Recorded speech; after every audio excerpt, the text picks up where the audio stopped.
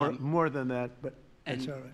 yes, It's I know more. you think it's even more I'll than... be discussing that with President Yes, Xi. so that's actually my question. I figured it I was. was wondering, since it mostly comes from China and has caused such carnage in the U.S., Yeah. what are you going to say to convey the seriousness? And also a second question for you or Secretary Hegseth. Is there any evidence that China is now smuggling fentanyl through Venezuela to bypass U.S. and Mexican port controls? They are doing that, yes. But they are paying right now a 20% tariff because of fentanyl. That's billions and billions of dollars that they're paying. We're actually, on November 1st, the tariff on China goes to 157%, which is record-setting territory. And we don't want that because it's not sustainable for them. They can't sustain that. We don't want them to have to go through that. So I'm meeting with President Xi, and I would say we have some big issues, like with the farmers and various other things. But the first question I'm going to be asking him about is fentanyl. And if you think about it, they make $100 million. Think of this. They make $100 million selling fentanyl into our country, $100 million. They lose $100 billion with the 20% tariff. So it's not a good business proposition. It's $100 billion approximately that they have to pay.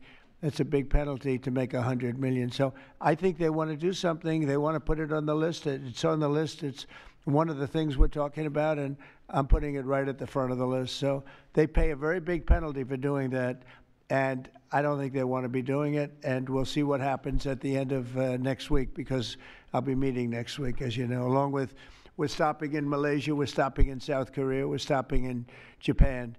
I'm meeting with President Xi actually in South Korea. So it'll be the first thing on the list. Yeah, please. Yes, Mr. President, on the drug boats, sir, has there been any discussion about capturing one so that you can show the amount of narcotics? We know everything about them. Yeah, Jennifer. We know everything about them.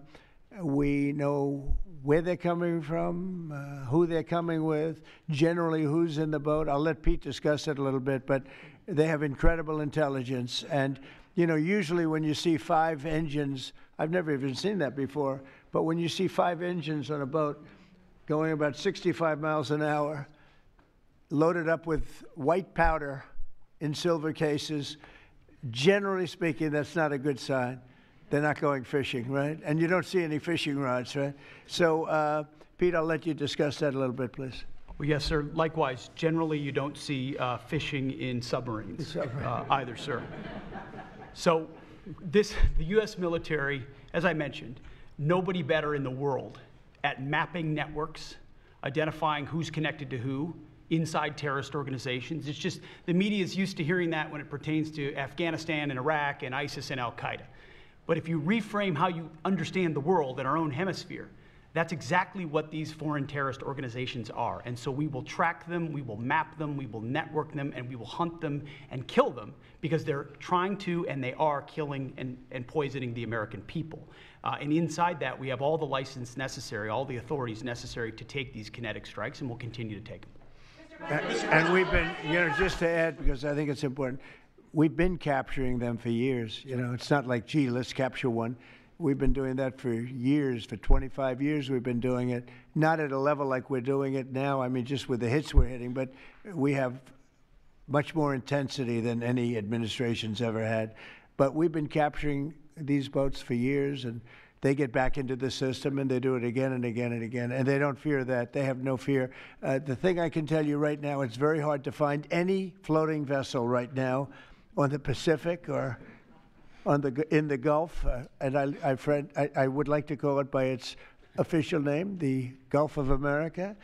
Another little triumph of the Trump administration. I said for years, I said, why do we call it the Gulf of Mexico? It's 93%. The shoreline is 93%. All right, so I never understood that. So I made that change. I never realized how easy that was going to be, other than, I guess, AP fought us in court, and the judge said, but that's the name. And actually, they were sort of semi-prohibited from even covering us after that. It was pretty amazing.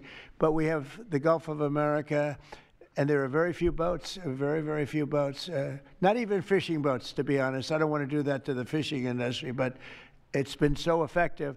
And our our sea drugs, as they call them, they use the term sea drugs, the drugs coming in by sea, are like 5% of what they were a year ago, less than 5%. So now they're coming in by land, and even the land is concerned because I told them that's going to be next. You know, the land is going to be next. And we may go to the Senate, we may go to the, Congress and tell them about it, but I can't imagine they'd have any problem with it. I think, in fact, while we're here, I think it's a good idea, Pete. You go to Congress, you tell them about it. What are they going to do? Say, gee, we don't want to stop drugs pouring in? They're killing 300,000 people a year. I think that's the real number, 300,000 people a year. So between that and my discussion with President Xi, I think we have never made progress like we've made. The sea drugs are almost dead, and they can't come in that fast from the land. And the land drugs are much more dangerous for them. It's going to be much more dangerous. You'll be seeing that soon. So that's the way it is, yeah.